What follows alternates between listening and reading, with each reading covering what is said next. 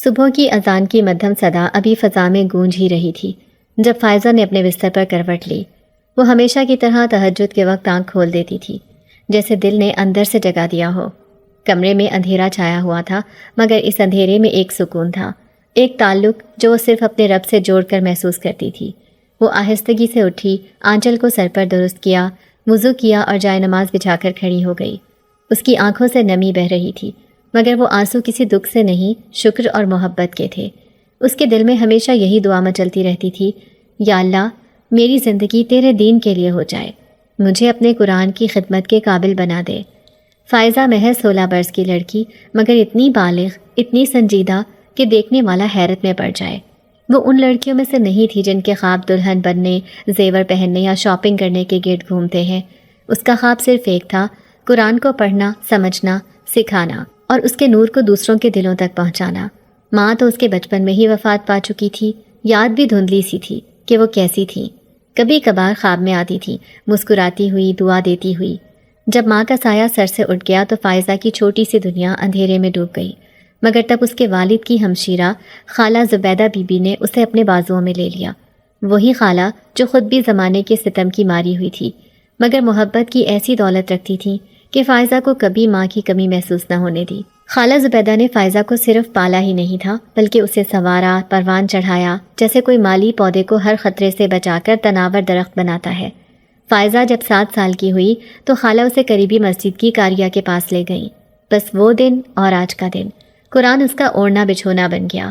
اس کی زبان پر ہمیشہ قرآن کی تلاوت جاری رہتی، آنکھوں میں ایک عجیب سی روشنی تھی، جیسے نور دل سے آنکھوں تک بہہ رہا ہو۔ محلے کی عورتیں جب اسے دیکھتیں تو رشک سے کہتیں، ایسی بیٹی نصیب والوں کو ملتی ہے، اتنی کم عمری میں اتنا ادب، اتنی حیا، سبحان اللہ۔ پردہ تو فائزہ کی پہچان بن گیا تھا۔ باہر جاتی تو مکمل عبایا، چہرے پر نقاب، نظریں جھکی ہوئی، آواز میں نرمی اور لبوں پر خاموشی کی مہر۔ کئی بار راستے میں لوگ آوازیں کستے، سوال کرتے، مگر وہ بے نیازی سے آگے بڑھتی رہتی۔ خالہ نے اس کے اندر یہ شعور راسخ کیا تھا کہ عورت کا اصل حسن اس کی شرم اور حیا میں ہے، اور فائزہ نے ان الفاظ کو زندگی کا اصول بنا لیا تھا۔ حتیٰ کہ مدرسے کی استانی بھی اسے دیکھ کر کہتی، فائزہ تم میں اللہ نے کوئی خاص ہی نور رکھا ہے، تمہیں اپنی حفاظت میں رکھا ہے، اپنے کام کے لیے چنا ہے۔ مگر جہاں کچھ لوگ تعریف کرتے، وہیں کچھ آنکھیں ایسی بھی تھیں جو حسد سے بھری ہوئی تھیں، خاص طور پر فائزہ کے چچا، جو اس کے والد کی بیماری کے بعد گھر اور زمین کی طرف نظریں گاڑے بیٹھے تھے۔ وہ بار بار یہ بات دہراتے کہ فائزہ کے ابا کو چاہیے کہ فائزہ کی شادی ان کے بیٹے سے کر دیں تاکہ جائیداد اپنے ہی گھر میں رہے، مگر فائزہ کو ان سب باتوں سے سخت نفرت تھی۔ وہ جانتی تھی کہ چچا زاد لڑکا بگڑا ہوا ہے، دین سے دور، نماز روزے کا کوئی پتہ نہیں، اور اخلاق ایسا کہ اللہ کی پناہ۔ وہ کبھی فائزہ کو راستے میں چپکے سے اشارے کرتا، کبھی طنزیہ مسکراہٹوں سے اسے ہراساں کرتا، مگر فائزہ چپ رہتی، ضبط کے آنسو اندر ہی اندر نگل لیتی اور رات کو رب کے سامنے دل کھول دیتی۔ یا اللہ تو بہتر جانتا ہے، میرے دل کی حالت تو ہی دیکھتا ہے، مجھے اپنی حفاظت میں رکھ، مجھے اپنے دین کے کام کے لیے محفوظ کر لے۔ اس کا والد بیوی کے صدمے کے بعد اکثر بیمار رہتا تھا۔ پہلے تو سب سمجھتے تھے کہ یہ وقتی تھکن ہے، مگر وقت گزرنے کے ساتھ ساتھ بیماری بڑھتی گئی۔ دوائیں، ڈاکٹر، حکیم، عامل سب کے پاس گئے، مگر کہیں سے آرام نہ آیا۔ خالہ زبیدہ رات بھر اس کے لیے پانی گرم کرتی، سینے پر مالش کرتی، فائزہ قرآن پڑھ کر دم کرتی۔ کبھی کبھی فائزہ سوچتی، یا اللہ میری دعا میں کیا کمی ہے کہ ابا کو شفا نہیں ملتی، مگر اس کی امید کبھی نہیں ٹوٹتی تھی، اس کا ایمان کبھی نہیں لڑکھڑایا۔ وہ جانتی تھی کہ شفا تو اللہ کے ہاتھ میں ہے اور وہ کسی مصلحت سے ہی دیر کرتا ہے۔ فائزہ روز صبح مدرسے جاتی، بچوں کو قرآن پڑھاتی اور شام کو آ کر اپنے ابا کے سرہانے بیٹھ جاتی۔ اس کے ہونٹوں پر ہر وقت تسبیح جاری رہتی تھی، دل میں دعا کی صدا گونجتی رہتی تھی۔ اسے دولت سے نہیں، شان و شوکت سے نہیں، صرف اس دعا سے مطلب تھا کہ یا رب مجھے اپنا پسندیدہ بنا دے، مجھے قرآن کی خادمہ بنا دے۔ جب خالہ کبھی تھک جاتی تو فائزہ ان کے پاؤں دباتی، ان کے ہاتھ چومتی اور کہتی، خالہ اماں آپ نے مجھے ماں کی کمی محسوس نہیں ہونے دی، اللہ آپ کو جنت میں میری ماں کے برابر جگہ دے گا۔ خالہ کی آنکھیں بھر آتی، وہ فائزہ کو گلے لگا لیتی اور کہتی، تو ہی میری جنت ہے بچی، تو ہی میرا سب کچھ ہے۔ وقت جیسے جیسے آگے بڑھتا گیا، فائزہ کی خوبصورتی اور دینداری کا چرچا بھی پھیلنے لگا۔ کئی جگہوں سے رشتے آئے، مگر ہر بار خالہ زبیدہ نے انکار کیا۔ وہ جانتی تھیں کہ فائزہ کا نصیب عام نہیں، اس کا رشتہ بھی خاص ہوگا جس میں دنیا نہیں دین غالب ہوگا۔ خود فائزہ بھی ان سب باتوں سے بے نیاز تھی۔ اس کا دل صرف مدرسے، بچوں اور قرآن سے جڑا ہوا تھا۔ وہ اکثر خواب دیکھتی تھی کہ وہ ایک بڑی درسگاہ چلا رہی ہے جہاں سینکڑوں بچیاں قرآن سیکھ رہی ہیں اور ان کے دلوں میں بھی ویسا ہی نور ہے جیسا اس کے دل میں ہے۔ وہ خوابوں کو حقیقت میں بدلنے کی دعائیں مانگتی تھی۔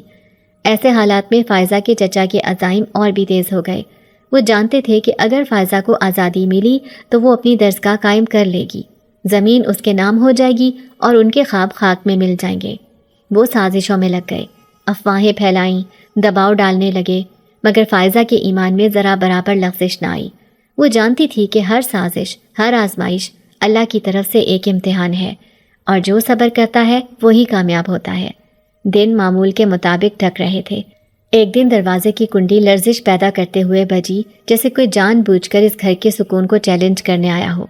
فائزہ کی خالہ نے وضو کے پانی سے تر ہاتھ دوپٹے سے پونچھتے ہوئے دروازے کی جانب قدم بڑھائے۔ فائزہ اپنے والد کے کمزور وجود کو سہارا دیتی بیٹھی تھی، جن کے جسم سے جیسے جان رخصت ہوتی جا رہی تھی۔ آنکھوں کے گرد ہلکے، کھانسی کی ٹوٹتی ہوئی آواز اور چھاتی میں جمی ہوئی پرانی بیماری کا بوجھ، سب کچھ چیخ چیخ کر بتا رہا تھا کہ زندگی تو کب کی ہار چکی ہے، مگر باپ کی محبت نے ابھی ہاتھ نہیں چھوڑا۔ دروازہ کھلنے کی دیر تھی کہ ایک دبنگ سا وجود کالی شلوار قمیض میں جوتے کی ایڑیاں بجاتا ہوا اندر داخل ہوا۔ یہ فائزہ کا چچا تھا، وہی چچا جس کا چہرہ پہلے کبھی محبت کا عکس تھا، مگر اب لالچ اور ہوس نے اسے مسخ کر دیا تھا۔ اس کے چہرے پر زبردستی کی مسکراہٹ، آنکھوں میں چھپی خود غرضی اور الفاظ میں لپٹی مٹھاس، سب کچھ مصنوعی اور قابل نفرت تھا۔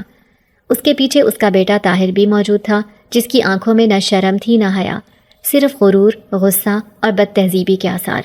چچا گویا ہوئے، بھائی جان، آپ کی طبیعت کا سن کر آیا ہوں، دل بہت پریشان ہو گیا تھا، سوچا آپ کا حال معلوم کر لوں۔ چچا نے آگے بڑھ کر بھائی کے کندھے پر ہاتھ رکھا، مگر اس لمس میں وہ نرمی نہ تھی جو خونی رشتوں میں ہوتی ہے، بلکہ یوں جیسے شکاری اپنے شکار کو سہلاتا ہے تاکہ اس کا آخری دم نکلنے سے پہلے وہ مطمئن ہو جائے۔ باپ نے بمشکل مسکرا کر سلام کا جواب دیا۔ فائزہ جو تھوڑی دیر پہلے تک باپ کے سینے پر سر رکھے سسکیاں بھر رہی تھی، چوکنی ہو گئی۔ وہ جانتی تھی کہ اس آدمی کا اچانک یوں آنا کسی طوفان کا پیش خیمہ ہے۔ چچا نے ادھر ادھر کی دو باتیں کی، موسم کا حال، محلے کے نئے راستوں کی شکایت، اور پھر اچانک اپنے اصلی بات کی طرف آیا۔ بھائی جان، زندگی کا کوئی بھروسہ نہیں، آپ کی حالت دیکھ کر دل بہت دکھی ہو جاتا ہے۔ سوچتا ہوں فائزہ کا بندوبست کر دیا جائے، طاہر تو ہے ہی اپنا، بچی بھی گھر میں رہے گی اور آپ کو بھی تسلی ہوگی کہ سب کچھ اپنوں میں ہی رہے گا۔ یہ بات نہ تھی کہ فائزہ نے یہ بات پہلی بار سنی ہو، لیکن چچا کے منہ سے سن کر جیسے کسی نے اس کے دل پر چاقو چلا دیا ہو۔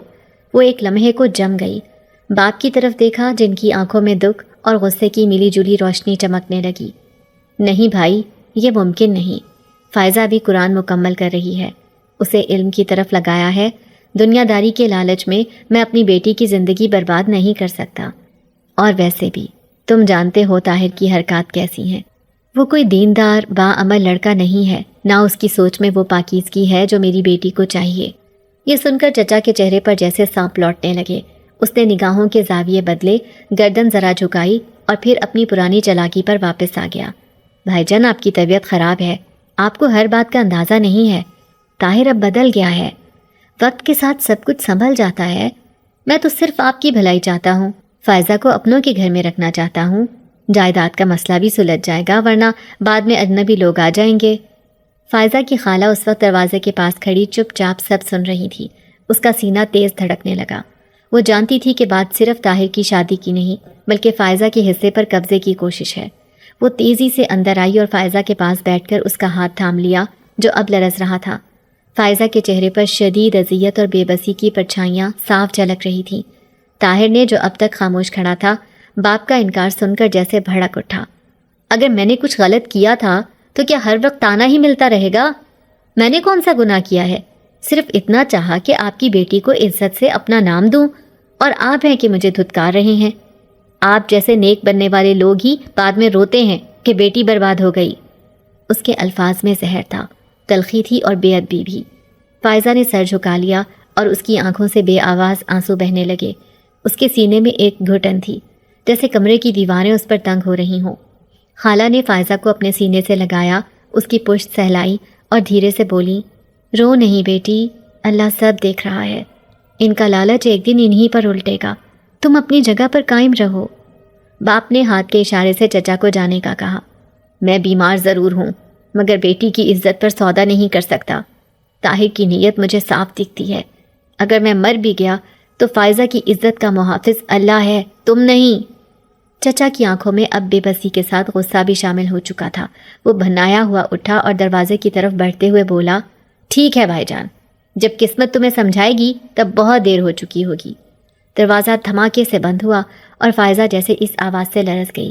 خالہ نے اس کے آنسو پونچھے، اس کے ماتھے پر پیار کیا اور کہا، بیٹی، اللہ نے قرآن تمہارے دل میں بسایا ہے، وہی تمہیں ان درندوں سے بچائے گا، ہم اکیلے نہیں ہیں۔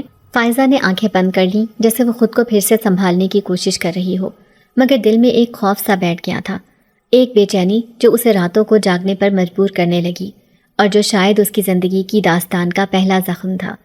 رات کا دوسرا پہر تھا، آسمان پر چاند کچھ جھکا ہوا سا محسوس ہوتا تھا، جیسے زمین کی کسی دعا کا جواب سن رہا ہو۔ کمرے میں ہلکی روشنی میں فائزہ اپنے والد کے پہلو میں بیٹھی تھی، ان کی کمزوری کے باوجود ان کے ہاتھوں کو تھامے، اپنی آنکھوں میں وہ چمک لیے جو صرف وہی آنکھیں رکھتی ہیں جو کسی خواب کو برسوں سے دل میں سنبھال کر رکھتی ہوں۔ کمرے میں خاموشی تھی مگر فائزہ کی سانسوں میں ایک بے تابی، ایک پپتا جیسے زبان مانگ رہی تھی، اور وہ الفاظ آخر کار دل سے نکل گئے۔ ابا جی، وہ آہستگی سے بولی، میں کچھ کہنا چاہتی ہوں جو شاید میں کئی سالوں سے اپنے دل میں دبائے بیٹھی تھی۔ باپ نے دھیرے سے اس کی طرف دیکھا اور فائزہ نے بات جاری رکھی۔ ابا جی، جب سے میں نے قرآن ختم کیا ہے میرے دل میں ایک خواہش ہے، میں چاہتی ہوں کہ ہماری بستی کی بیٹیاں بھی قرآن پڑھیں، دین سمجھیں، اپنی حفاظت کر سکیں۔ میں چاہتی ہوں کہ ایک دینی درسگاہ ہو صرف لڑکیوں کے لیے، جہاں وہ عزت، علم اور دین کی دولت حاصل کریں۔ یہ کہتے ہوئے فائزہ کی آنکھوں میں چمک اور چہرے پر سنجیدگی تھی۔ وہ کوئی جذباتی خواہش نہیں تھی، بلکہ وہ خواب تھا جسے اس نے برسوں پہلے اس وقت دیکھا تھا جب وہ خود 5-6 سال کی تھی اور اپنے مدرسے میں اپنی استانی جی کے سامنے بیٹھ کر سورۃ الفاتحہ یاد کر رہی تھی۔ تب اس نے سوچا تھا، ایک دن میرا بھی ایسا مدرسہ ہوگا اور میں بھی پڑھاؤں گی۔ اس کا باپ جو کبھی کھیتی باڑی کرتا تھا، ایک چھوٹا سا زمیندار تھا۔ باپ نے اپنے باپ دادا کی چھوڑی گئی چند کنال زمینوں کو سنبھالا تھا، جن میں سے کچھ بھائیوں نے چھین لی تھی اور کچھ اس نے مزدوری اور سخت محنت سے دوبارہ خریدی تھی۔ محنتی تھا، صاف کو اور خدا ترس۔ اس کی آمدن زیادہ نہ تھی مگر اس نے فائزہ کی تعلیم کے لیے کبھی کمی نہ آنے دی۔ اس نے ہر بکرے کی قربانی کی، ہر کھیت کی پیداوار کا حصہ فائزہ کے خوابوں میں لگایا، اور ہر بار جب کچھ پیسے بچتے وہ سوچتا کہ میری بیٹی کے کام آئیں گے۔ فائزہ کے یہ الفاظ سنتے ہی باپ کی آنکھیں نم ہو گئیں۔ اس نے فائزہ کا ہاتھ چوما اور بولا، بیٹی، تو نے تو میرا دل جیت لیا، تو نے وہ بات کہی ہے جس کے لیے ہر باپ جیتا ہے۔ تو دنیا کی چکا چوند میں نہیں بہکی بلکہ دین کو اپنی روشنی بنایا۔ اللہ گواہ ہے، جو زمین میری رہ گئی ہے وہ تیرے مدرسے کے لیے وقف کر دوں گا۔ اسی وقت اس نے خالہ زبیدہ کو آواز دی جو کچن سے چائے کا کپ لے آ رہی تھی۔ زبیدہ، تو نے سنا فائزہ کیا چاہتی ہے؟ یہ صرف میری بیٹی نہیں، یہ تو پوری قوم کی بیٹی ہے۔ میں زمین دیکھنے جاؤں گا اور جو سب سے بہتر جگہ ہوگی وہ خریدوں گا۔ خالہ زبیدہ کا چہرہ خوشی سے دمک اٹھا۔ انہوں نے فائزہ کو گلے لگایا، اس کے سر پر ہاتھ رکھا اور بولی، بیٹی، تو نے واقعی یہ بات کہہ کر مجھے جوان کر دیا۔ میں نے تجھے گود لیا تھا، اب تیری سوچ پر فخر ہے۔ تو دین کی بیٹی ہے، اللہ تجھے سلامت رکھے۔ اگلے دن باپ باوجود بیماری کے اپنی چھوٹی سی موٹر سائیکل پر قریبی زمینیں دیکھنے کے لیے نکل گیا۔ ایک مقام پر جا کر اس نے کہا، یہ جگہ کھلی ہے، سڑک کے کنارے ہے اور بستی کی بچیاں بھی پیدل یہاں آ سکیں گی۔ یہاں مسجد سے بھی فاصلہ ہے تاکہ مرد و زن کی راہ جدا رہے، یہی ٹھیک ہے۔ فائزہ اس کے واپس آنے کا شدت سے انتظار کر رہی تھی۔ جیسے ہی وہ گھر پہنچے فائزہ لپک کر باہر آئی۔ ابا جی، کیسی ہے زمین؟ باپ نے ہنستے ہوئے کہا، ایسی ہے جیسے تو نے خواب میں دیکھی ہوگی۔ میں کل ہی بات کرتا ہوں اور خرید لوں گا۔ تیرا خواب اب خواب نہیں رہے گا، مدرسہ ضرور بنے گا۔ فائزہ کے اندر جیسے طوفان تھم گیا ہو۔ اس نے سجدہ شکر ادا کیا اور اس کی دعاؤں میں باپ کا سایہ سلامت رہنے کی فریاد شامل ہو گئی۔ اس کے دل میں اب ایک نئی امنگ تھی اور ایک نئی روح۔ اس کا مدرسہ، اس کی بستی اور اس کا قرآن اب ایک حقیقت بننے والا تھا۔ دوپہر کا وقت تھا، سورج اپنی شدت دکھا رہا تھا مگر اندرون خانہ ماحول اس سے بھی زیادہ تلخ ہوتا جا رہا تھا۔ خالہ زبیدہ نے برآمدے میں رکھی چارپائی پر بیٹھے بیٹھے اپنے دل کی دھڑکنوں میں تیزی محسوس کی، جیسے دل کوئی اندیکھی آفت کا اعلان دے رہا ہو۔ ان کے ہاتھ میں سوئی دھاگا تھا، وہ کوئی کپڑا سی رہی تھیں، مگر دھیان بار بار دروازے کی طرف جا رہا تھا۔ ان کی آنکھیں بے چینی سے کچھ ڈھونڈتی تھیں، جیسے کوئی آنے والا ہو، کوئی پیغام، کوئی خبر، جس کا ابھی صرف اندازہ تھا، ثبوت نہیں تھا۔ اسی اثنا میں دروازے پر آہستہ سے دستک ہوئی۔ زبیدہ چونک گئیں، دھاگے کو تکیے میں پیوست کر کے اٹھیں اور دروازہ کھولا تو سامنے نذیرہ کھڑی تھی، وہی نذیرہ جو کبھی بچپن کی ہمراز تھی، گلی کے جھگڑوں میں زبیدہ کا ساتھ دیتی تھی، کبھی کسی کا جھوٹ پکڑتی، کبھی سچ چھپاتی۔ اب بڑی عمر میں پھر وہی چہرہ، مگر آنکھوں میں کچھ اور تھا، سنجیدگی، خفگی، اور جیسے دل پر بوجھ لی آئی ہو۔ آجا نذیرہ، اندر آ، کیسی طبیعت ہے؟ زبیدہ نے اسے چارپائی پر بٹھایا۔ نذیرہ نے دائیں بائیں دیکھ کر جیسے بات کو تولنا چاہا، پھر دھیمی آواز میں بولی، زبیدہ، جو کہنے آئی ہوں وہ تجھے سننا بھی مشکل لگے گا، مگر چپ رہی تو ضمیر ملامت کرے گا۔ خالہ زبیدہ کا دل دھڑکنے لگا۔ کیا ہوا؟ صاف صاف کہہ، تجھے کوئی خواب آیا ہے کیا؟ نذیرہ نے ایک لمبی سانس لی۔ میں کل شام جب بچوں کے لیے دودھ لینے گئی تو تیرے بھائی رشید کے گھر کے سامنے سے گزری۔ دروازہ آدھا کھلا تھا، آوازیں اندر سے صاف آ رہی تھیں۔ اس کا بیٹا طاہر زور زور سے بول رہا تھا، کہتا تھا، ابا، میں اس فائزہ کو اپنی بیوی بناؤں گا، چاہے جیسے بھی ہو، مجھے زمین چاہیے، وہ لڑکی نہیں، وہ تو چابی ہے خزانے کی۔ زبیدہ کا دل کانپ گیا۔ اس نے بے اختیار سینے پر ہاتھ رکھا اور لرزتی ہوئی آواز میں بولی، اور رشید، وہ کیا کہہ رہا تھا؟ وہ ہنس رہا تھا، کہہ رہا تھا، بیٹا فکر نہ کر، بھائی کو تو میں دبا لوں گا، بیمار ہے، زمین کا بوجھ نہیں اٹھا سکتا، فائزہ ہماری ہوئی سمجھ، اس کی ماں نہ سہی، خالہ زبیدہ کو 2 باتیں کہہ دوں گا، وہ سمجھ جائیں گی۔ یہ سنتے ہی زبیدہ کے ہاتھ سے دھاگے کا گولا نیچے گر گیا۔ اس نے اپنا دوپٹہ سنبھالا جیسے کوئی مارکا لڑنے جا رہی ہو، اور فوراً اندر آ کر فائزہ کو آواز دی جو کچن میں برتن دھو رہی تھی، فائزہ بیٹی، میرے پاس آ۔ فائزہ دوڑی آئی، اس کے ہاتھ اب بھی گیلے تھے، آنکھوں میں حیرت۔ جی خالہ؟ زبیدہ نے اس کا چہرہ اپنے دونوں ہاتھوں میں لیا، آنکھوں میں آنکھیں ڈال کر کہا، بیٹی دھیان سے سن، کبھی بھی رشید یا طاہر سے کوئی بات نہ کرنا، نہ ان پر بھروسہ کرنا، ان کے دل میں کچھ اور، زبان پر کچھ اور ہے۔ میں تیرے لیے مٹی کا پہاڑ بھی کھود سکتی ہوں، پر تجھے ان درندوں کے ہاتھوں میں نہیں جانے دوں گی۔ فائزہ چونک گئی۔ کیا ہوا ہے خالہ؟ آپ اتنی پریشان کیوں ہیں؟ زبیدہ نے اسے سینے سے لگایا۔ بس اتنا سمجھ لے کہ وہ زمین، وہ مدرسہ، وہ خواب جو تو نے ابا سے کہا تھا، وہ سب ان کی آنکھ میں کانٹے کی طرح چبھ رہے ہیں۔ وہ تیرا رشتہ نہیں، وہ تیرا حق چھیننا چاہتے ہیں۔ فائزہ کی آنکھیں نم ہو گئیں۔ اس نے خالہ کے بازو مضبوطی سے تھام لیے، جیسے وہ سہارا نہ لیں تو وہ گر جائے۔ نذیرہ چپ چاپ یہ ماں بیٹی کا سا منظر دیکھ رہی تھی، مگر اس کی خاموشی گواہی دے رہی تھی کہ دشمن دروازے پر ہے۔ اب یہ گھر جو کبھی سادگی، دعا اور محبت کا مسکن تھا، ایک ایسے وقت میں داخل ہو چکا تھا جہاں ہر بات، ہر رشتہ، ہر خاموشی ایک نیا رنگ لے چکی تھی۔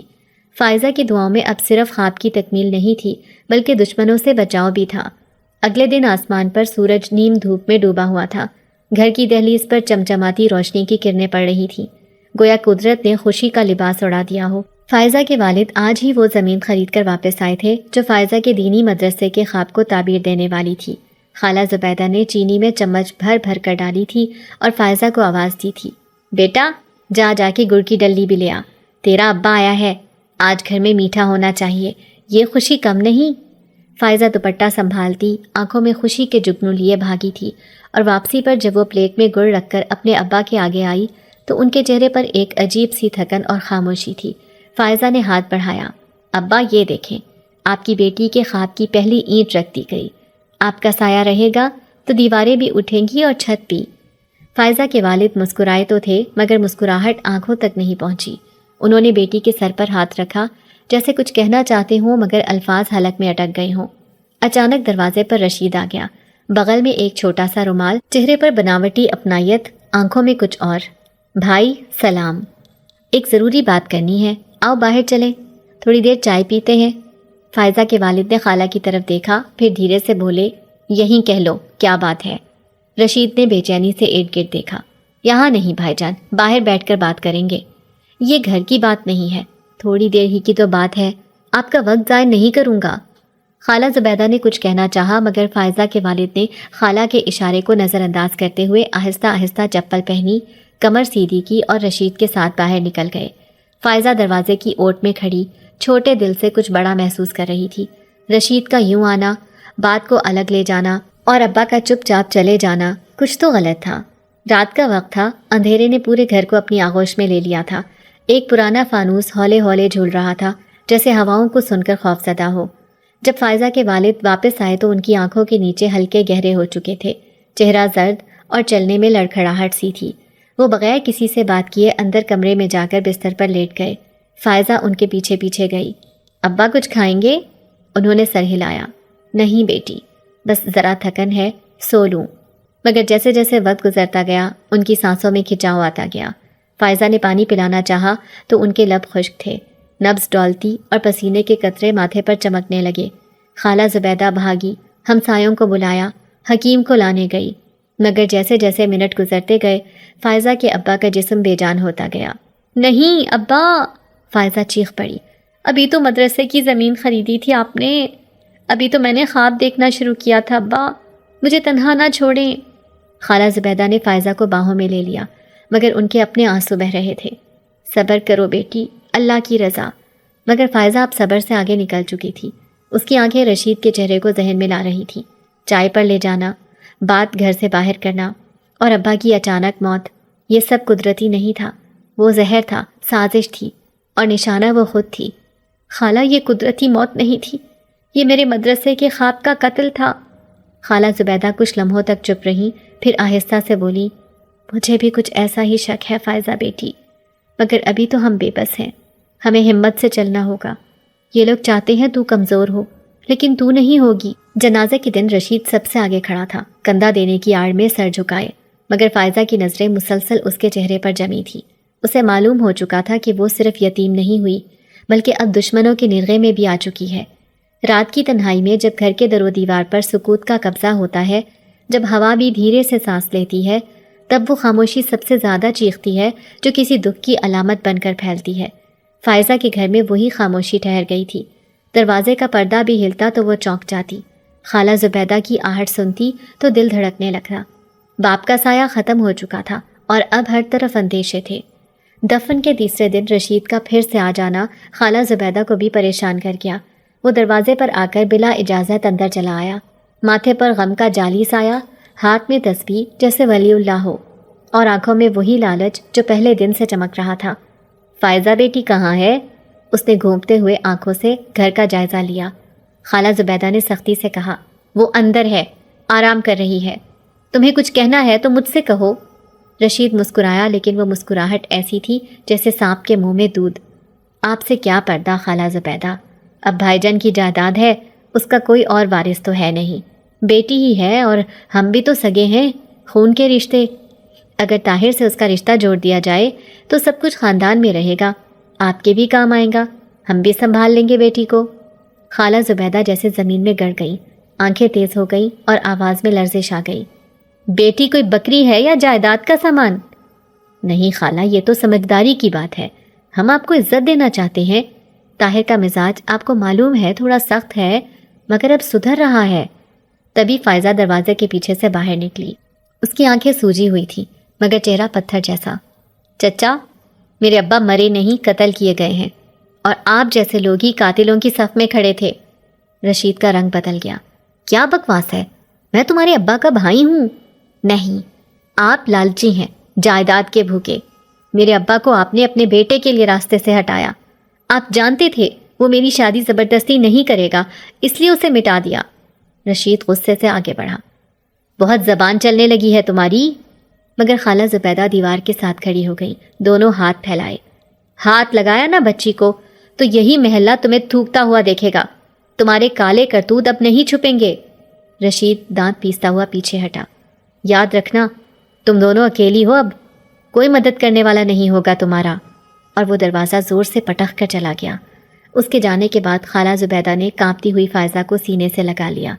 بیٹی، اب صرف حوصلہ بچا ہے ہمارے پاس، اور وہ ہمیں دنیا سے لڑنے کے لیے کافی ہوگا، مگر اب ہمیں ہر قدم سوچ سمجھ کر رکھنا ہوگا۔ فائزہ نے آنسو پونچھے۔ خالہ، ہم اپنے ابا کے قاتل کو قانون سے نہیں روک سکتے شاید، لیکن میں مدرسہ بناؤں گی، اس زمین پر علم اگاؤں گی اور اس چراغ سے اتنی روشنی پھیلاؤں گی کہ ان کا ظلم جل کر راکھ ہو جائے گا۔ رات کی سیاہی ابھی مکمل چھٹنے نہ پائی تھی، فجر کی اذان کی صدا دور دور سے سنائی دے رہی تھی اور فائزہ نیم غنودہ سی بستر پر کروٹیں بدل رہی تھی۔ باپ کی موت کا صدمہ ابھی ذہن پر تازہ تھا، آنکھیں بند کرنے پر ان کا چہرہ سامنے آ جاتا، وہ آنکھیں جو آخری وقت میں پتھرا گئی تھیں، وہ لب جو کچھ کہنا چاہتے تھے مگر خاموش رہ گئے تھے۔ خالہ زبیدہ اس کے سرہانے بیٹھی تھیں، رات بھر جاگتی رہیں جیسے ہر قدم پر اس کی محافظ ہوں، مگر آج صبح کچھ الگ سا تھا۔ جب فائزہ کی آنکھ کھلی تو کمرے میں غیر فطری خاموشی تھی۔ وہ اٹھ کر بیٹھ گئی۔ خالہ کہاں تھیں؟ وہ جو ہر دن اذان سے پہلے اٹھ کر نماز پڑھتی، اسے جگاتی۔ وہ کمرہ خالی تھا، بستر سلیقے سے بچھا ہوا تھا جیسے کوئی وہاں تھا ہی نہیں۔ خالہ، اس نے آہستہ سے پکارا، پھر زور سے، خالہ زبیدہ۔ پورے گھر میں سکوت کا عالم، برتن بھی ویسے ہی رکھے تھے جیسے رات کو رکھے گئے تھے، دروازے کھلے تھے مگر کسی کے قدموں کی چاپ نہ تھی۔ اچانک دل میں ایک چوٹ لگی، فائزہ کے دماغ میں ایک جھماکا سا ہوا۔ نہیں خالہ زبیدہ ایسے نہیں جا سکتی۔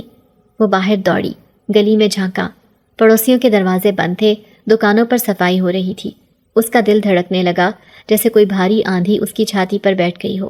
محلے کی ایک عورت سلیمہ جو اکثر زبیدہ بی بی کے ساتھ بیٹھا کرتی تھی، گھر کے قریب ہی ملی۔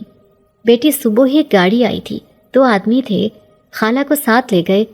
میں سمجھی شاید کسی رشتہ دار نے بلایا ہو، خالہ کہہ رہی تھی کہ کچھ ضروری کام ہے۔ فائزہ کے پیروں تلے زمین نکل گئی۔ انہوں نے کچھ بتایا نہیں؟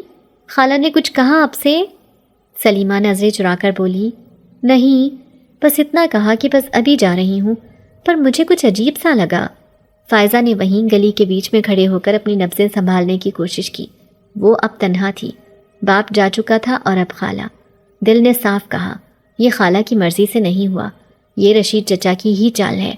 اسی نے خالہ کو ہٹایا جیسے ابا کو ہٹایا تھا۔ وہ جانتا تھا خالہ میری ڈھال ہے، اب میں اکیلی ہوں، لاوارث۔ وہ لڑکھڑا کر دیوار سے ٹک گئی جیسے صدمے کا دوسرا وار سہ نہ پائی ہو۔ کچھ دیر بعد وہ گھر واپس آئی اور سب دروازے بند کر کے بیٹھ گئی۔ آنکھیں بند کی تو خالہ کی وہ باتیں یاد آئیں جو ہمیشہ اسے حوصلہ دیتی تھی۔ بیٹی، یاد رکھ، جس کا کوئی نہیں ہوتا اس کا اللہ ہوتا ہے۔ اب وہ وقت آ چکا تھا جب فائزہ کو اپنی حفاظت خود کرنی تھی۔ خالہ چلی گئی تھی مگر ان کی دعائیں اس کے گرد حصار بن گئی تھیں۔ فائزہ کی آنکھوں میں اب آنسو نہیں تھے بلکہ ایک ٹھوس عزم تھا۔ اس نے قرآن شریف کھولا، وہی جو ابا نے بچپن میں لے کر دیا تھا، اور پہلا صفحہ کھولا۔ اس کے لبوں سے آہستہ آہستہ سورہ یاسین نکلنے لگی، جیسے وہ اپنے دل کو سمجھا رہی ہو اور عالم کو بتا رہی ہو کہ وہ ٹوٹ سکتی ہے مگر بکھرے گی نہیں۔ گھر کا ماحول اب ویسا نہ رہا تھا جیسا باپ کی زندگی میں تھا۔ ایک وقت تھا جب فائزہ اذان کے وقت اٹھتی، قرآن سناتی، خالہ زبیدہ کے ساتھ گھر کے کاموں میں ہاتھ بٹاتی اور شام کو صحن میں بیٹھ کر باپ کے ساتھ چائے پیتی۔ اب وہی صحن سنسان تھا، دیواریں خاموشی سے ظلم کا ماتم کر رہی تھیں، اور فائزہ وہ ایک ایسی معصوم کلی تھی جس پر خزاں کی آندھیاں مسلط ہو چکی تھیں۔ چچا رشید اب کھلے عام گھر میں آنے لگا تھا، دروازہ کھٹکھٹائے بغیر داخل ہو جاتا جیسے یہ گھر اس کی ملکیت ہو۔ فائزہ کو اس کی آنکھوں کا زاویہ، اس کی باتوں کا لہجہ اور ہر قدم پر چھپے ارادے صاف محسوس ہوتے تھے۔ ایک دن جب وہ صحن میں جھاڑو دے رہی تھی، رشید اندر آیا۔ بیٹی فائزہ، اس نے ہاتھ روک کر سر اٹھایا، کوشش کی کہ چہرے سے جذبات ظاہر نہ ہوں مگر دل کی دھڑکن بے ترتیب ہو گئی تھی۔ جی چچا؟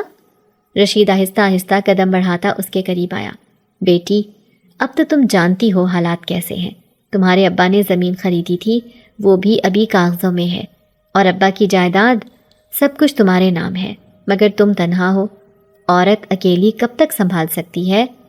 وہ رک گیا، پھر نظریں اس کے چہرے پر گاڑتے ہوئے بولا، طاہر سے نکاح کر لو، وہ تمہارا خیال رکھے گا، گھر بھی سنبھال لے گا اور جائیداد بھی اپنے خاندان میں ہی رہے گی۔ فائزہ کا چہرہ زرد ہو گیا، اس نے جھاڑو ایک طرف رکھا اور دیوار کے سہارے کھڑی ہو گئی۔ چچا، میں ابھی اس قابل نہیں ہوں، اور طاہر، وہ تو… طاہر کیا؟ رشید کی آنکھیں سرخ ہو گئیں، آواز بلند ہو گئی۔ تمہیں کیا مسئلہ ہے؟ تمہارے ابا کی خاطر بول رہا ہوں، خاندان کی عزت کا سوال ہے۔ اسی لمحے دروازہ زور سے کھلا، طاہر اندر داخل ہوا، نشے میں جھومتا، سگریٹ ہاتھ میں، گندی زبان لیے۔ ابا، میں کہتا ہوں زیادہ باتوں میں نہ پڑو، سیدھی طرح بول دو اس لڑکی کو، نکاح کرے ورنہ ہم سے برا کوئی نہ ہوگا۔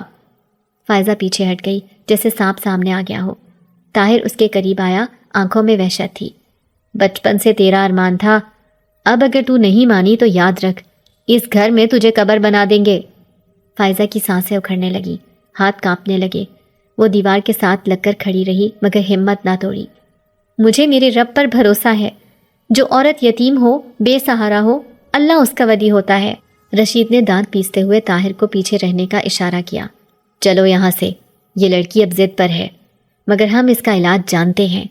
وہ دونوں چلے گئے مگر ان کے قدموں کی گونج، ان کی نگاہوں کا زہر اور ان کی نیت کی بدبو فائزہ کی گھر کی فضا میں ٹھہر گئی۔ رات بھر وہ جاگی رہی، قرآن کی آیات پڑھتی رہی اور سوچتی رہی کہ خالہ کہاں ہوں گی، کس حال میں ہوں گی۔ وہ جانتی تھی خالہ کو اٹھوانے کا مقصد ہی یہ تھا کہ وہ اکیلی رہ جائے اور چچا اپنی مرضی مسلط کرے۔ اب فائزہ کا دل وہی درسگاہ بننے کے خواب سے نہیں، اپنے وجود کو بچانے کے جہاد سے لبریز ہو چکا تھا۔ دل چاہا چیخ چیخ کر آسمان سے فریاد کرے مگر آوازیں اندر ہی دب گئیں۔ یا اللہ تو گواہ رہنا، میں بے سہارا ہوں لیکن کمزور نہیں۔ رات کا وہ پہر جب چاند بھی بادلوں کے پیچھے جا چھپا تھا، جب اندھیرے دیواروں سے لپٹ کر گھر کو خاموشی کے کفن میں لپیٹ چکے تھے، اسی پہر فائزہ سجدے میں تھی۔ وہ قالین نہیں تھا، وہ اس کی آخری جائے پناہ تھی، ایک ایسی چھت کے نیچے جہاں انسان نہیں صرف خدا سنتا ہے۔ آنسوؤں کی لڑی رکنے کا نام نہیں لے رہی تھی، ماتھا زمین سے چمٹا تھا اور دل چیخ چیخ کر رب کو پکار رہا تھا۔ یا اللہ میرے مالک تو ہی میرا سہارا ہے، میرا باپ، میری ماں، میری خالہ سب چھن گئے۔ یا رب مجھ پر یہ کیسا وقت آیا ہے، جنہوں نے میرے سر پر ہاتھ رکھا انہیں مجھ سے چھین لیا گیا۔ اس کی سسکیوں میں وہ شدت تھی جیسے سینہ پھٹ جائے گا، ہر آہ تسبیح کے دانوں پر رکتی اور ہر دانہ اس کے دکھ کی کہانی بنتا جا رہا تھا۔ وہ پل پل خود کو اس رب کی دہلیز پر ڈالے جا رہی تھی جسے وہ بچپن سے یاد کرتی آئی تھی۔ آج وہی رب اس کا واحد سہارا رہ گیا تھا۔ میرے مولا تو جانتا ہے میں کیسی ہوں، تو جانتا ہے میں کس ماحول میں پلی بڑی، تو جانتا ہے میری نیت، میرے خواب۔ یا اللہ تو نے میرا دل طیب بنایا، تو نے مجھے قرآن عطا کیا، تو نے مجھے دین کی محبت دی۔ آج میری حیا پر ہاتھ ڈالے جا رہے ہیں، میرے وجود کو روندنے کی سازشیں ہو رہی ہیں۔ وہ لرز گئی جیسے لفظوں نے بھی اس کا دکھ محسوس کیا ہو۔ اس کا بدن سجدے میں کانپ رہا تھا مگر اس کے اندر ایک عزم جنم لے رہا تھا۔ اس نے ہچکیوں کے بیچ سر اٹھایا، ہاتھ اٹھائے، آنکھیں نم تھیں مگر نظریں روشن ہو چکی تھیں۔ یا اللہ اگر میرے لیے دنیا میں کوئی در کھلا ہے تو وہ تو ہی کھولے گا، اگر میرے لیے کوئی ہم نوالا، کوئی ہمدرد باقی ہے تو تو ہی بھیجے گا۔ یا رب مجھ پر ایسا کرم فرما کہ میری حیا سلامت رہے، میری غیرت بچی رہے، میری عزت محفوظ ہو، میں جھکنے والوں میں نہیں تیری راہ میں جھکنے والی بنوں۔ دعا کے دوران اس کے الفاظ لرزتے رہے تھے مگر ان کی گہرائی صدیوں پر بھاری تھی۔ فائزہ کی حالت اس ماں کی مانند تھی جو اپنے لخت جگر کی موت پر بین نہیں کرتی بلکہ خاموشی سے قبروں پر پانی ڈال کر لوٹ آتی ہے۔ اس کی خاموشی چیخوں سے بلند تھی، اس کی دعا آسمانوں تک گئی، اس کا سجدہ رب کے سامنے قبولیت کا راستہ بن چکا تھا۔ رات کے آخری پہر جب اذان کی ہلکی صدا دور کسی مسجد سے ابھری، اس کے ہونٹوں پر پہلا تبسم ابھرا۔ اللہ اکبر، وہ دھیمی آواز میں بڑبڑائی۔ واقعی اللہ ہی سب سے بڑا ہے۔ اسے لگا جیسے رب نے اس کی سنی ہو، جیسے فرشتے اس کے گرد کچھ ہلکا بنا چکے ہوں، جیسے کسی اندیکھی مخلوق نے اس پر رحمت کی چادر تان دی ہو۔ وہ اٹھی، کمزور قدموں سے وضو کیا، آنکھوں سے آنسو ابھی بھی بہہ رہے تھے مگر دل کی زمین پر ایک بیج بویا جا چکا تھا، امید کا بیج۔ گھر میں خاموشی تھی، بس پرانی دیواروں سے ٹپکتی بے بسی اور صحن میں گرتے سوکھے پتے اس ویرانی کے گواہ تھے جو فائزہ کے اندر بھی اتر چکی تھی۔ دن چڑھ رہا تھا، سورج کی روشنی میں وہ نرمی نہ تھی جو کسی خوشگوار دن کا پتہ دیتی۔ اچانک دروازے پر ایک کمزور سی دستک ہوئی۔ فائزہ چونکی، وہ دنوں سے کسی اجنبی کی آہٹ سے ڈرتی تھی۔ احتیاط سے اس نے دروازے کی درز میں سے باہر جھانکا۔ سامنے ایک اجنبی شخص زخمی حال میں کھڑا تھا، اس کے چہرے پر خاک اور خون، آنکھوں میں اضطراب اور ہونٹوں پر بس ایک مدھم سی فریاد تھی، پانی۔ فائزہ نے جلدی سے دروازہ کھولا۔ وہ نوجوان لڑکھڑاتا ہوا اندر گرا، اس کی قمیض سینے سے پھٹی ہوئی تھی، کندھے پر گہرا زخم تھا اور دائیں ہاتھ سے مسلسل خون رس رہا تھا۔ فائزہ کا دل دہل گیا مگر اس کی تربیت، اس کی ماں جیسی خالہ زبیدہ اور اس کے باپ کی شفقت اسے سکھا چکی تھی کہ انسانیت سب سے بڑی عبادت ہے۔ آپ کو چوٹ لگی ہے؟ 1 منٹ رکیں، میں ابھی پانی اور مرہم لاتی ہوں۔ وہ جلدی سے اندر گئی، ایک چھوٹے سے لوٹے میں پانی لائی اور کپڑا گیلا کر کے اس کے چہرے پر پھیرنے لگی۔ اجنبی نے کچھ دیر بعد آنکھیں کھولیں۔ اس کی نظر فائزہ پر پڑی تو وہ لرز گیا۔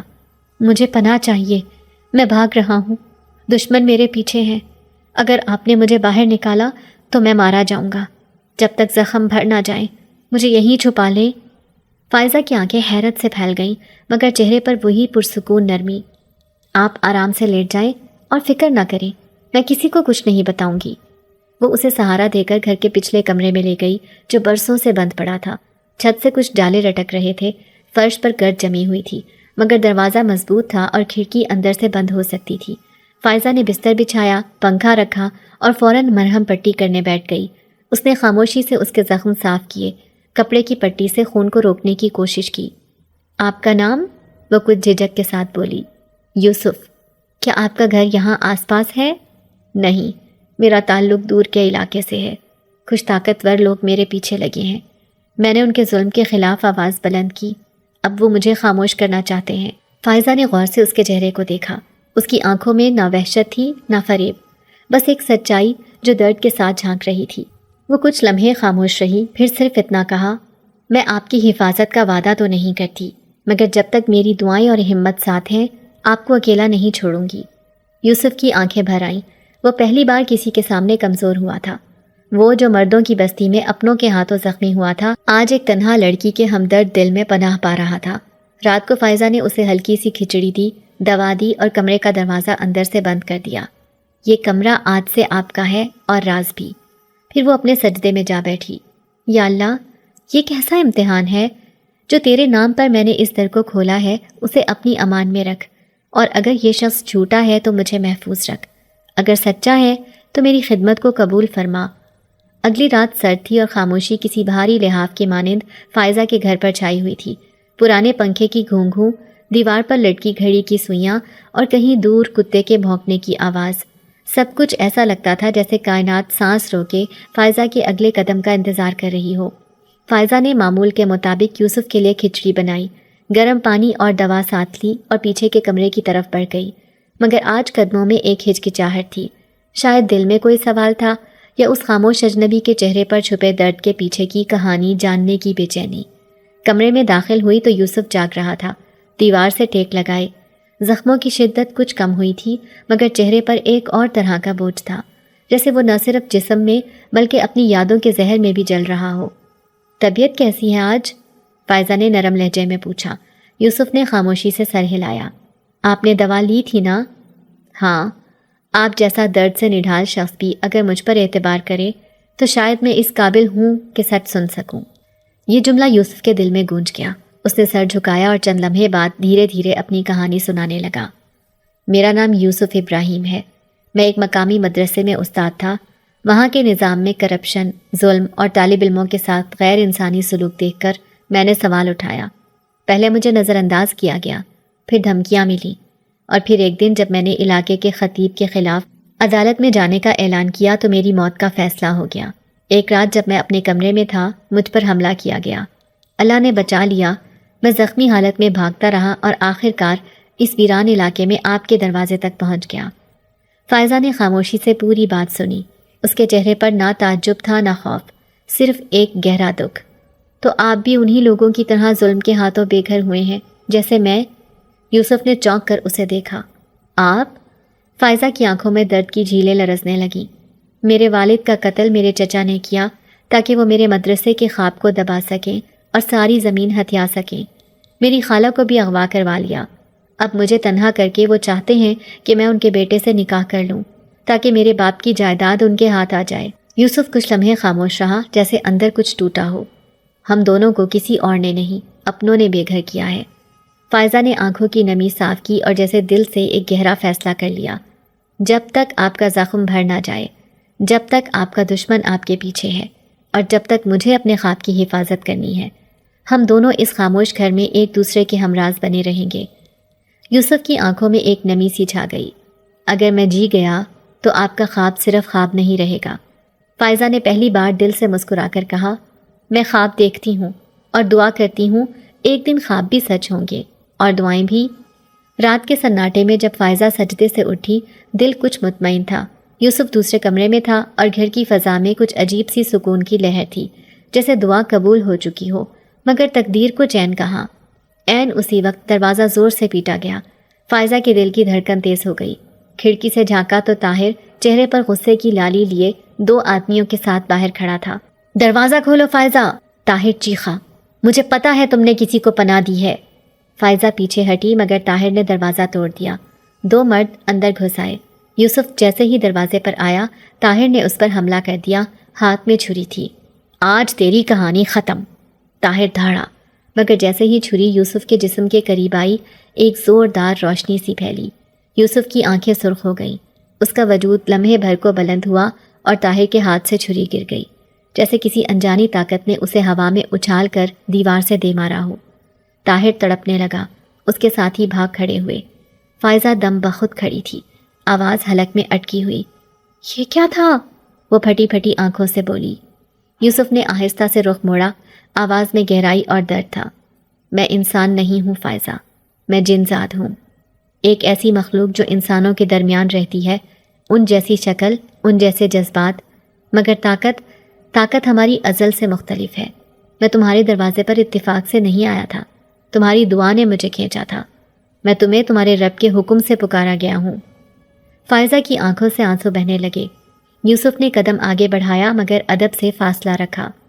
میں تمہارا محافظ ہوں، مگر انسانوں میں رہتے رہتے میں نے انسانوں کی کمزوری بھی اپنا لی ہے، اسی لیے زخمی بھی ہو گیا کیونکہ میں نے اپنی طاقت دیر سے استعمال کی۔ فائزہ نے لرزتے ہوئے کہا، کیا تم میری زندگی میں ہمیشہ کے لیے آئے ہو؟ یوسف کی آنکھوں میں چمک تھی۔ اگر تمہاری اجازت ہو تو میں تمہارے خواب، تمہارے محافظ اور تمہاری دعاؤں کا جواب بن کر ہمیشہ تمہارے ساتھ رہوں گا۔ فائزہ نے سجدہ شکر ادا کیا۔ چاندنی رات کا منظر تھا اور پورا گاؤں خاموش تھا۔ فائزہ جو کہ ابھی تک یوسف کی حقیقت کو سمجھنے کی کوشش کر رہی تھی، گھر کے کمرے میں بیٹھی تھی۔ یوسف کی موجودگی ایک پراسرار سکون کے ساتھ تھی، جیسے وہ صرف ایک مخلوق نہ ہو بلکہ وہ خود ایک محافظ بن کر آیا ہو۔ اس رات فائزہ کے دل میں نئے جذبات اور سوچیں پنپ رہی تھیں۔ تم کیا کرنے والے ہو اب؟ فائزہ نے یوسف سے پوچھا، جس کے بارے میں اب اس کا دل بے حد متجسس تھا۔ یوسف نے نرم لہجے میں جواب دیا، جو تمہارے ساتھ زیادتی کر رہے ہیں، وہ تمہیں تکلیف دے رہے ہیں، میں انہیں سزا دوں گا، لیکن اس سے پہلے تمہیں ایک فیصلہ کرنا ہے۔ فائزہ نے حیرت سے پوچھا، کیسا فیصلہ؟ تمہیں یہ فیصلہ کرنا ہے کہ تمہاری زندگی میں اب وہ چچا اور طاہر جیسے لوگ نہیں آئیں گے۔ تمہارا خواب تمہارے ہاتھ میں ہے، لیکن تمہیں ان کے ظلم سے چھٹکارا پانا ہوگا۔ فائزہ کی آنکھوں میں عزم تھا۔ مجھے ان سے آزادی چاہیے اور مجھے میرا مدرسہ چاہیے۔ یوسف نے سر ہلا کر کہا، تمہاری آزادی اور تمہارا مدرسہ اب تمہارے لیے میری ذمہ داری بن چکا ہے۔ یوسف نے اپنی طاقت کا بھرپور استعمال کیا اور رات کی خاموشی میں چچا رشید اور طاہر کو اپنے جال میں پھنسا لیا۔ وہ دونوں شہر کے باہر ایک ہوٹل میں چھپے ہوئے تھے، جہاں وہ اپنے منصوبے کی تکمیل کے لیے ملاقات کر رہے تھے۔ یوسف نے فائزہ کو بتایا کہ وہ انہیں تکلیف دے کر ان کے دلوں میں خوف پیدا کرے گا تاکہ وہ پھر کبھی فائزہ کو تنگ نہ کریں۔ چچا رشید اور طاہر جب اپنے کمرے میں بیٹھے تھے، اچانک ایک خوفناک ہوا کا جھونکا آیا اور کمرہ اندھیروں میں ڈوب گیا۔ طاہر نے خوفزدہ ہو کر کہا، یہ کیا ہو رہا ہے؟ چچا رشید بڑبڑاتے ہوئے اٹھے، یہ تو کچھ اور ہے، ہم کہیں پھنس گئے ہیں۔ اسی وقت یوسف کا وجود ان کے سامنے آیا۔ اس کی آنکھوں میں سرخ رنگ کی چمک تھی اور اس کا جسم ہوا میں معلق تھا۔ اس نے اپنی طاقت سے ان دونوں کو جکڑ لیا۔ تمہارا ظلم، تمہاری جائیداد کی حوث اور تمہاری دہشت گردی کا آج حساب ہوگا۔ یوسف کی آواز میں گہرائی تھی۔ چچا رشید اور طاہر خوف سے لرز رہے تھے اور طاہر نے کانپتے ہوئے کہا، تم کون ہو؟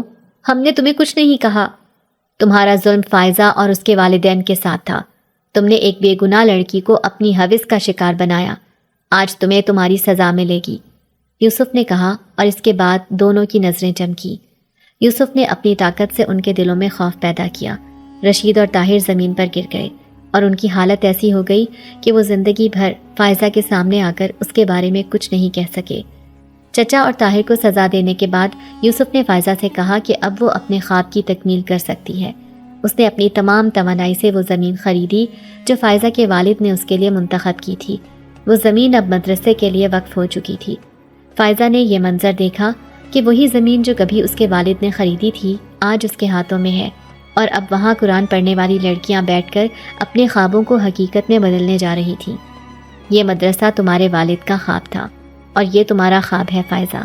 تمہیں اپنے مقصد کی تکمیل کے لیے کبھی خوفزدہ نہیں ہونا چاہیے۔